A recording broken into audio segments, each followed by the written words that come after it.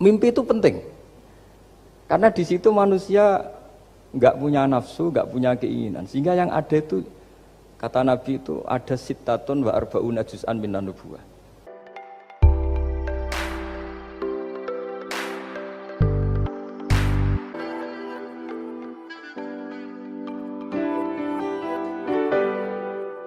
Makanya sekarang ada COVID itu juga gitu. Wah ini enak copet itu. Polisi nggak boleh nangkap, jaga jarak Pak. Jadi kalau nyopet ya sekarang, kalau maling sekarang. Kalau mau ditangkap saya positif. Itu kan ribet kan itu. Jadi, lu itu betul benar nyata. Saya kan punya santri polisi banyak Pak. Kemarin saya ke Semarang cerita. Yang cerita itu reskrim, dia kasat. Itu cerita. Kemarin tuh ada Gus maling sudah ditangkap lepas. Itu yang jenis positif, itu gak ada yang berani nangkep itu. Jadi polisi hanya ngepung tok. Bingung gitu. Polisi ya takut mah positif orangnya. Dikepung, pokoknya kalau lari tembak sambil nunggu tim APD yang lengkap baru ditangkap. Ya saya kira demikian.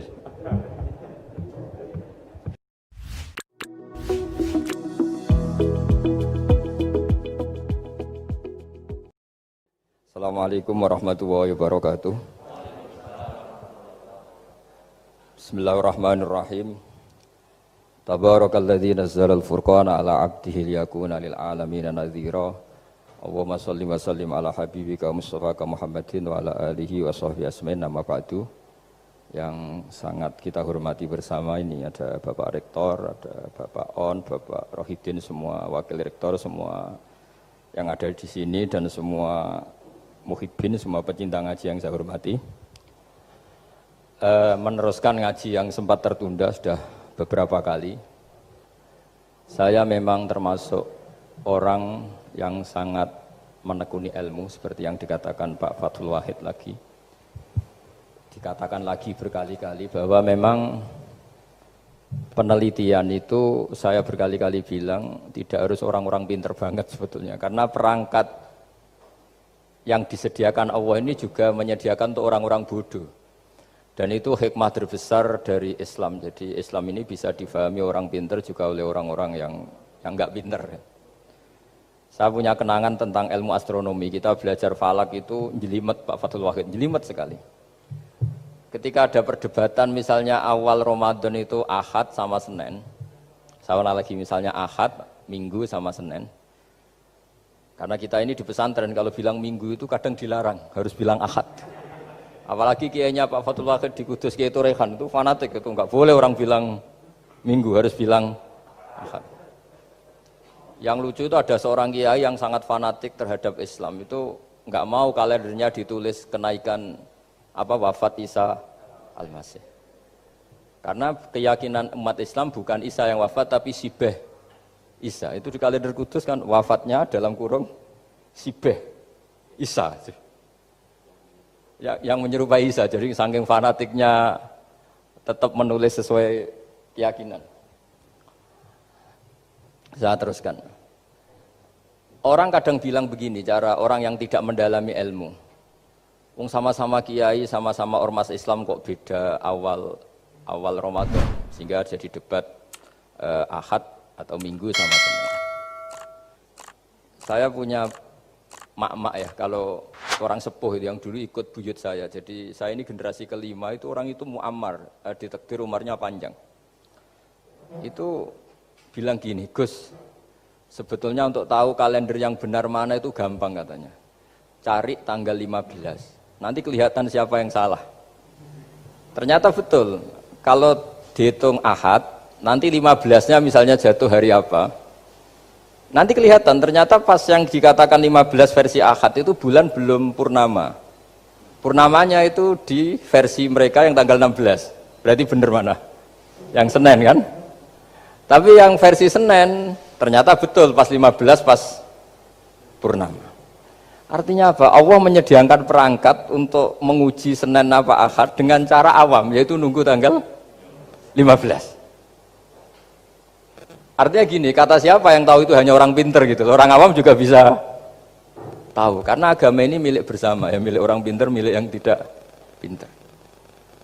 Sehingga dalam pola-pola Islam di antara madhab Syadzili, madhab Thariqah Naqsyabandiyah, itu beliau di antara kampanyenya gini, kata Thariqah Naqsyabandiyah, Thariqah kami ini yastawi fistifadatiha ar-rijalu wasibyan. Popularitas Thariqah saya mudahnya difahami ini antara orang pinter yang sudah dewasa sama anak-anak kecil ini sama.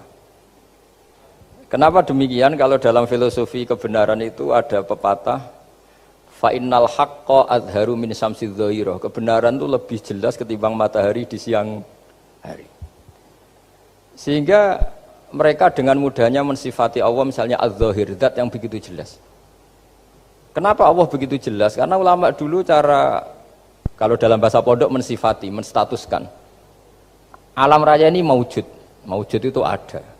Di mana-mana sesuatu yang ada itu ya diciptakan oleh yang ada. Masa Anda ada kok menciptakan yang ada? Sehingga mereka tidak pernah tertarik sama faham komunis, ateis bahwa alam ini dimulai dari ketiadaan. Pertanyaannya adalah bagaimana sesuatu yang tiada menyebabkan yang ada.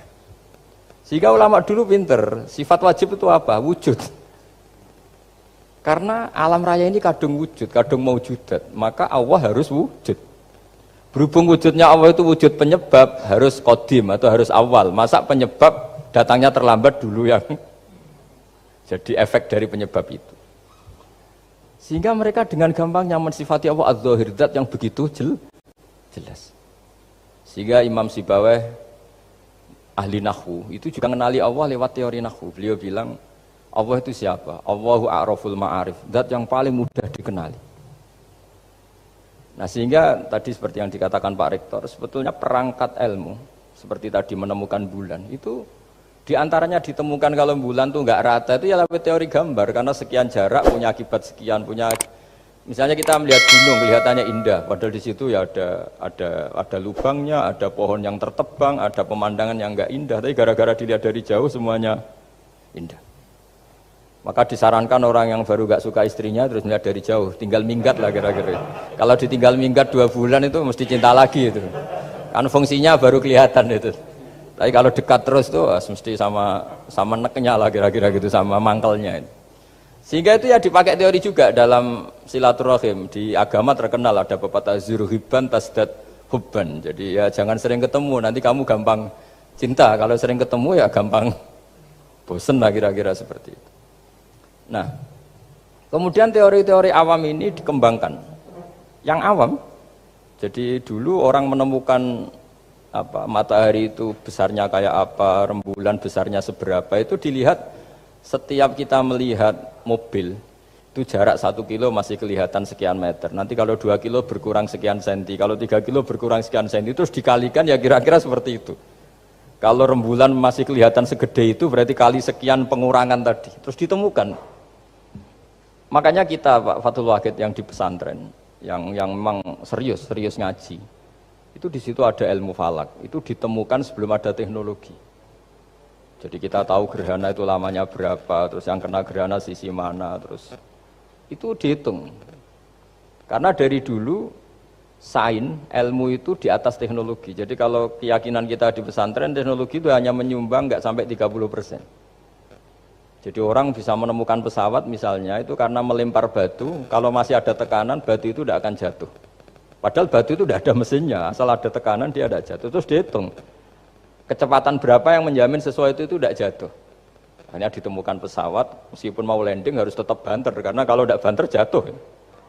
Itu dihitung, artinya dari sains dulu baru ditemukan teknologinya untuk gimana supaya tetap kecepatan sekian itu ketika mau landing. Nggak boleh pesawat direm, kalau direm ya jatuh karena tadi seperti batu dilempar dia nggak jatuh ya kalau masih ada tekanan. Sehingga instrumen itu ditemukan juga di bab tauhid. Saya punya kitab namanya Hasyiatut Turmusi, dikarang ulama top Indonesia namanya Syekh Mahfud At-Turmusi. Itu beliau cerita Imam Al-Amudi itu ulama top, tapi dia itu unik, tiap ngajar santrinya itu ngajar matematika, ngajar ilmu eksak. Terus ditanya, sampai muridnya itu ragu, ini guruku masuk surga enggak, ini kiai kok hanya ngajar matematika. Ya kira-kira ngajar, ya seperti mahasiswa jenengan kan, ini rektor masuk surga gak ngomong teknik terus gitu loh. Tapi gurunya kayaknya gak terima, diudhoni santrinya tuh gak terima, karena beliau seorang wali. Murid-muridnya tuh bermimpi. Ini penting saya ceritakan, mungkin agak aneh di dunia kampus ya, di bab ini. Kalau dalam teori kita, Pak On itu, mimpi sama nyata, melihat itu otoritatif mimpi. Ini yang agak aneh di ilmu pesantren. Jadi melihat jenengan langsung dengan mimpi itu otoritatif mimpi. Karena mimpi ru'yal mukmin dijamin oleh Rasulullah sama dengan 46 juz'un minan nubuwah. Jadi persennya itu besar sekali, 46% dari juz'un minan nubuwah, otoritatifnya. Nah tentu tidur yang benar. Logikanya gini, kata-kata kitab-kitab menjelaskan. Orang kalau melihat langsung itu pasti terpengaruhi oleh cinta atau tidak cinta, senang atau tidak senang, sedang butuh apa enggak. Jadi kalau saya sedang butuh dengan Pak Rektor itu melihatnya dengan penuh harapan. Jadi kalau saya sakit mau mati itu senang lihat dokter karena ini harapan, Rektor nggak ngefek gitu kan gitu. Tapi kalau saya politikus ngelihat ketua partai itu lebih respect ketimbang melihat dokter. Jadi gara-gara banyak kepentingan ini melihat itu nggak pernah jujur gitu, nggak pernah jujur. Jadi kebodohan manusia justru karena melihat itu kalau dalam teori kitab. Makanya kalau dalam teori pesantren itu kebalik, anna sunyamun wa idza matu intabahu. Manusia itu hakikatnya tidur, baru setelah mati bangun. Misalnya kita di dunia nganggap uang itu penting, harta itu penting, jabatan penting. Setelah kita mati ternyata yang paling penting itu hanya sujud. Karena kamu itu kenangan ketemu Allah terbaik itu sujud. Yang kita anggap penting di dunia semuanya tidak penting. Yang kita anggap sepele kayak sholat ternyata itu super penting. Tapi sadar itu nunggu nanti di akhirat. Ya, saya ini termasuk syukur yang sadar sebelum sampai akhirat. Jadi termasuk orang yang beruntung gitu. Nah, kenapa mimpi itu begitu penting? Karena tadi ketika orang tidur itu off semua, sistem sarafnya, sistem apanya. Yang ada hanya pengendalian Tuhan. Karena dia tidak bisa mengendalikan dirinya sendiri. Apalagi kalau tidurnya benar ya tentu pakai wudhu, terus pakai doa-doa, terus menghadap kayak mayit itulah, standar mayit, menghadap ke kiblat kayak posisi mayit itu. Sehingga dia ada intervensi pada dirinya sendiri, ya tidak punya keinginan dari dirinya sendiri. Kamu kan nggak bisa ingin, wah tidur ingin ketemu wanita cantik kan tidak bisa nentukan gitu. Akhirnya ya benar-benar hanya milik Allah. Apalagi kalau kita bacanya benar, terus pikirannya benar. Makanya uniknya dalam Islam adalah doa mau tidur dengan wiridan setelah sholat itu ajarannya Nabi banyak mau tidur. Wiridan subhanallah 33, alhamdulillah 33, Allahu akbar 33 dan disempurnakan seterusnya itu ijazah Nabi kepada Sayyidah Fatimah itu untuk mau apa? Tidur. Bismika wada'tu jambi wa bismika arfa'u, sampai doanya panjang. Allahumma aljatu dhuhri ilaika, panjang sekali doa mau tidur. Saya yakin jenengan ndak hafal dan ndak. Paling ya bismika wada'tu jambi apa? Bismika Allahumma ahyawamu. Itu sebagian ustadz bilang itu doa ngaji katanya. Ada seorang ustadz saking mangkelnya, ibu sudah baca doa gaji? Belum, tak diwarai. Bismika Allahumma ahya, bismika wa amut. Wah itu kan doa mau tidur Pak Ustadz. Iya biasanya kalau ngaji tidur. jadi doa itu, kalau itu doa mau. Akhirnya mimpi itu penting. Karena di situ manusia nggak punya nafsu, nggak punya keinginan. Sehingga yang ada itu, kata Nabi itu ada sittatun wa arba'una juz'an minan nubuwah. Sehingga dulu itu mimpi itu jadi sarana betul. Kita tahu kan cerita orang-orang dulu. Fir'aun itu kurang jahatnya, kurang kelirunya. Dia mimpi ada api dari Bani Israel yang membakar kerajaannya. Dan semua pentawilnya sepakat itu maksudnya Anda akan dihabisin kerajaan Anda oleh bayi dari Bani Israel. Begitu juga raja zaman Nabi Yusuf, itu mimpi kalau ngalami ada 7 sapi yang gendut dimakan oleh 7 sapi yang kurus. Jadi mimpi itu sarana bahkan dari orang kafir. Karena ya tadi yang preman ya nggak ada premannya, yang soleh ya nggak ada solehnya, semua dikendalikan oleh Allah Ta'ala pas tidur. Sehingga tidur ini menurut agama lebih otoritatif, asal dengan tidur yang benar. Jangan tidur sambil ngerokok terus terbangun karena ininya kena itu. Nah, cerita-cerita unik begini kalau tidak orang pesantren itu tidak tahu. Karena ini memang khas-khas pembalikan satu fakta yang diyakini orang banyak. Sehingga ulama dulu itu cerita, ini saya teruskan. Imam Amudi itu akhirnya murid-muridnya mimpi. Mimpi di situ tanya, Pak Ustadz, Anda masuk surga enggak ketika hidupnya hanya nerangkan matematika? Oh iya, saya bahkan enggak sekedar di surga. Malaikat dikumpulin Allah untuk mendengarkan presentasi saya ngajar matematika.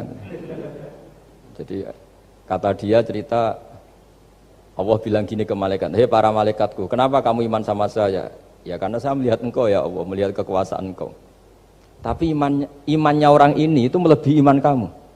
Wah ya tidak bisa, saya melihat engkau langsung, ini tidak melihat engkau langsung. Kenapa begitu yakin seperti yakin kita?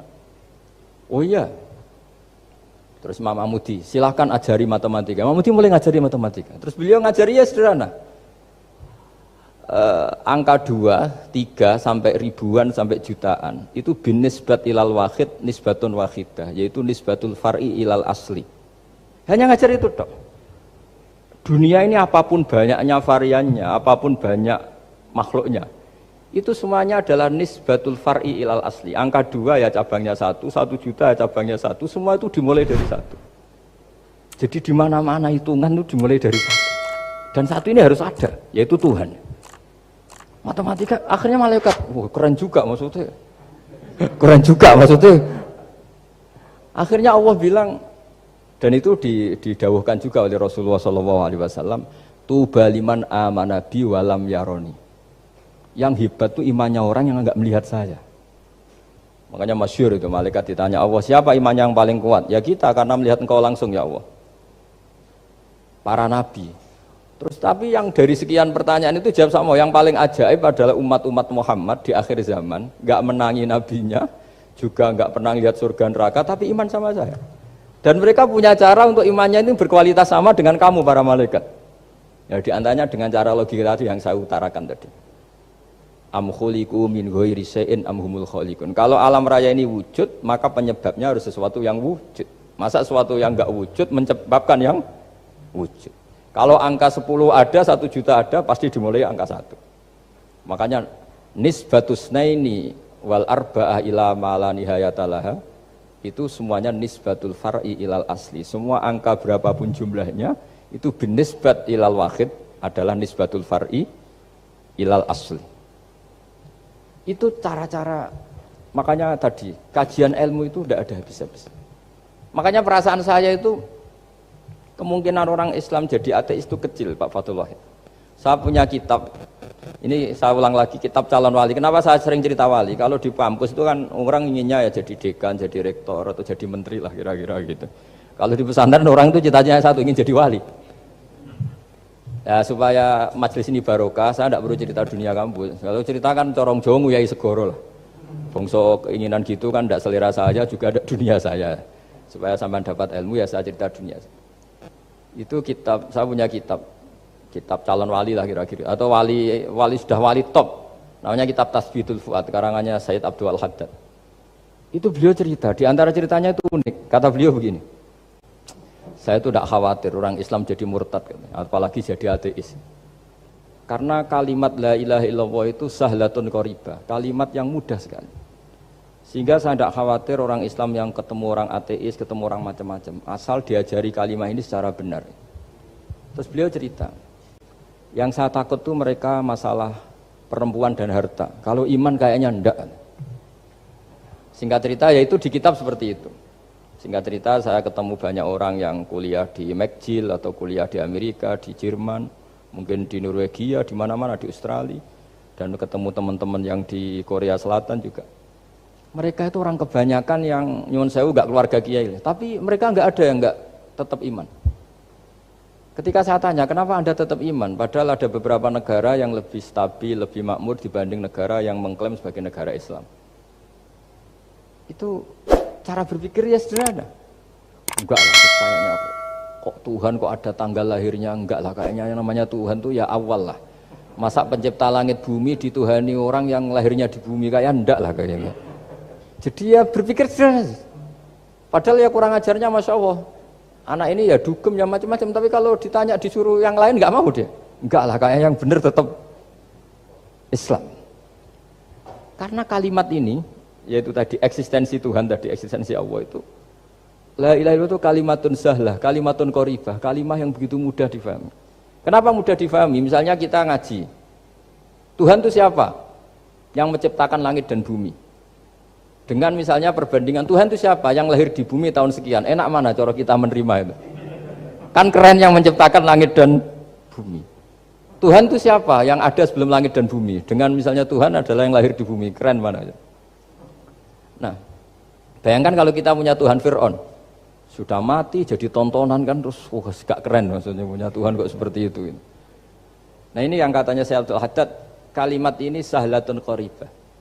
Sehingga kalimat ini pula yang kita dilatih, la ilaha illallah kalimatu haqqin 'alaiha nahya wa 'alaiha namut wa 'alaiha nub'ats atau wa biha nub'atsu insyaallah taala minal aminin.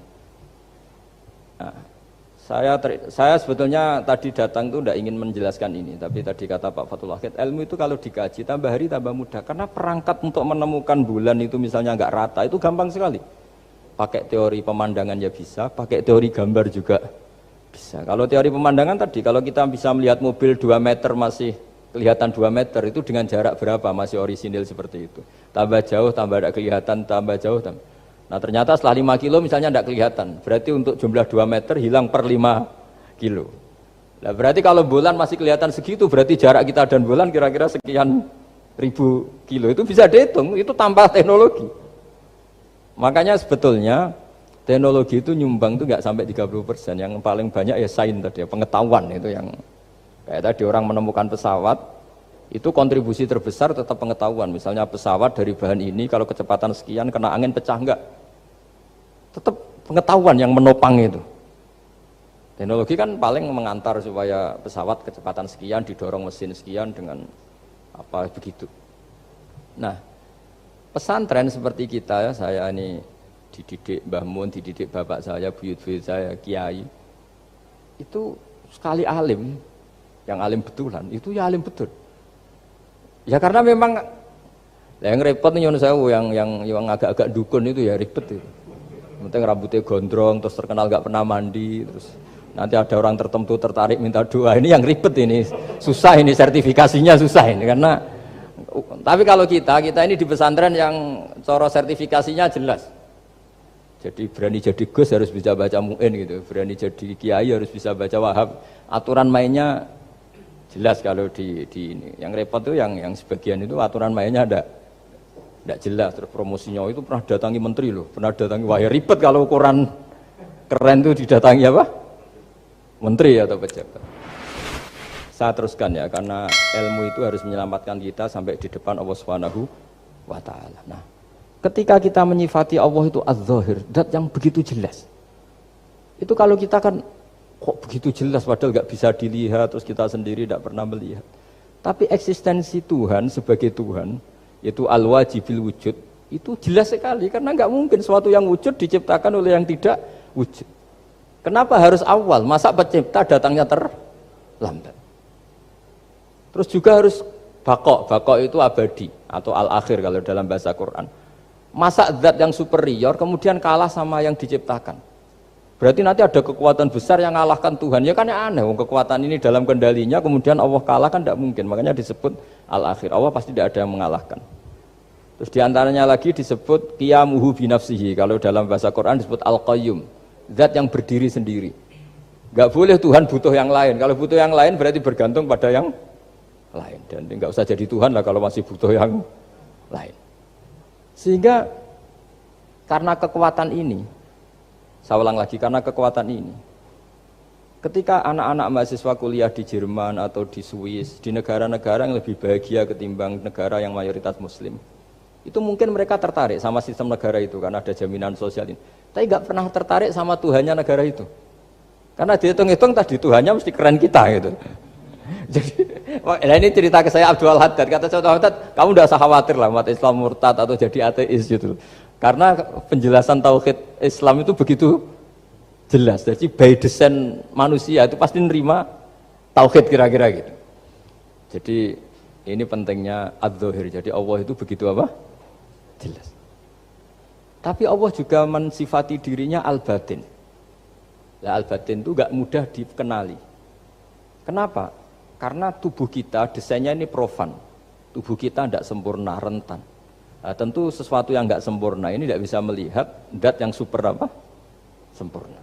Kita bisa rusak sementara Allah enggak. Nah, karena alasannya tubuh kita ini didesain untuk rusak, maka di surga itu keyakinan para ulama orang bisa melihat Allah karena desain tubuhnya sudah dirubah dari desain profan menjadi keabadian. Sehingga di sini terus ada kelayakan melihat. Itu pun tetap min ghairi kaifin walan hisorin, tetap ya bisa melihat, tapi corong Jawa itu kecelok melihat tapi tidak sampai faham.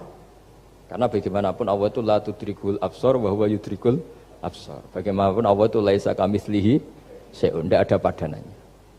Jadi makanya Allah punya sisi adz-dzahir bisa dikenali sekali. Kenapa? Ya tadi nisbatus naini wal arba'ah ila ma la nihayata laha itu nisbatul far'i ilal asli.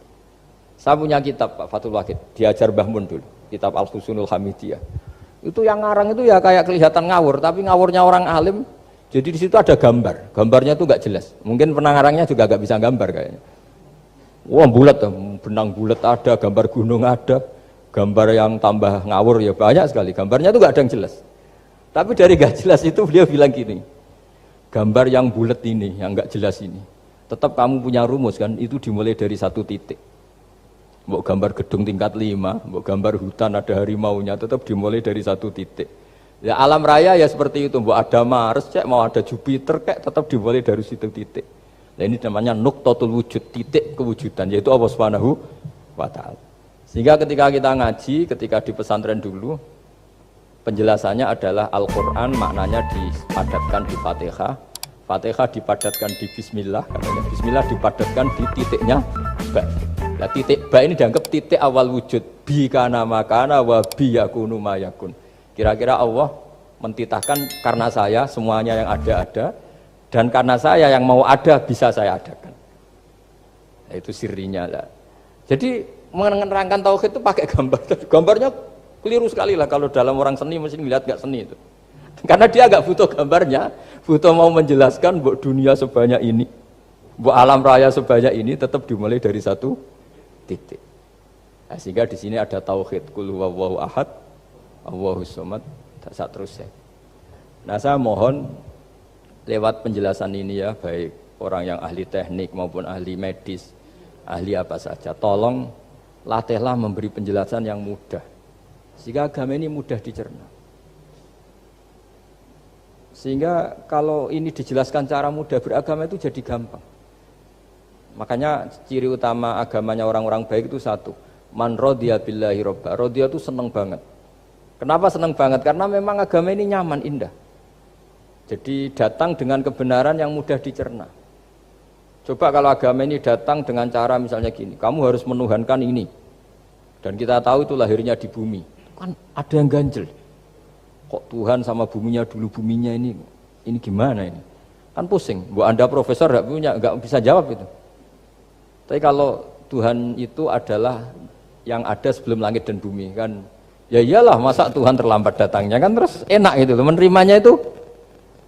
Makanya diantara kekalahan Fir'aun berdebat, ya Nabi Musa ya Nabi lah, juga proses ya. Nabi Musa ketika ditanya Fir'aun, wama Rabbul Alamin, Tuhan kamu itu siapa? Jawabnya Nabi Musa, Rabbus samawati wal ardi, yang menuhani langit dan bumi. Itu Fir'aun masih bisa ngeles. Saya jalan-jalan kemana-mana, yang dituhankan saya, berarti yang Tuhan ya saya dong. Ma'alim tulakum min ilahin apa? Ghairi, kata Fir'aun. Soal Tuhan kamu di langit, begini kata Fir'aun. Haman dipanggil, Haman bikinkan piramida yang paling tinggi, saya ingin melihat Tuhannya Musa. Musa bingung kan? Padahal kalau naik piramida nanti Fir'aun pun tidak bisa melihat Allah kan? Wong yang Nabi yang kiai aja gak bisa melihat, apalagi Fir'aun. Padahal celakanya ketika dia tidak melihat Allah, dia akan mengatakan Allah itu tidak ada, ribet kan? Itu penjelasan tentang Tuhan yang sebetulnya sudah absolut lah. Rabbus samawati wal ardi, Tuhannya langit dan bumi. Tapi itu gak ngefek, di perdebatan gak ngefek. Yang ngefek adalah ketika Musa bilang gini, Rabbukum wa rabbu abaikumul awwalin, sing nuhani buyutem. Wah kaget pengawal-pengawalnya langsung do iman meskipun secara siron, secara rahasia. Iya, nak Quran pangeran berarti buyute ra di pangeran. Kan pangerane putune berarti buyute wah ribet kan? Ya kalau Fir'aun Tuhan, bapaknya tambah Tuhan kan, mbahnya buyutnya. Akhirnya kata pengawal Fir'aun, geblek tenan Fir'aun.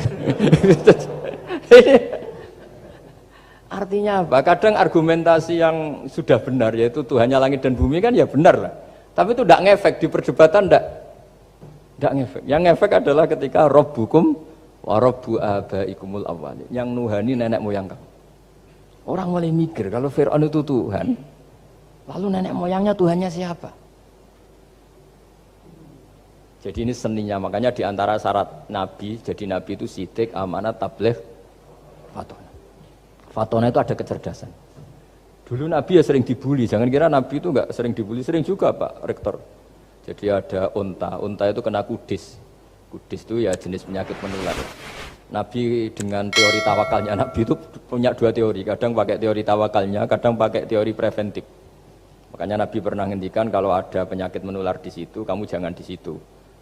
Itu pakai teori preventif. Tapi kadang Nabi pakai teori tawakal. Nabi menghentikan la adwa wala tiarotan. Tidak ada penyakit menular. Terus orang-orang yang ya usil lah kira-kira gitu. Ada unta kena kudis dijejerkan yang waras.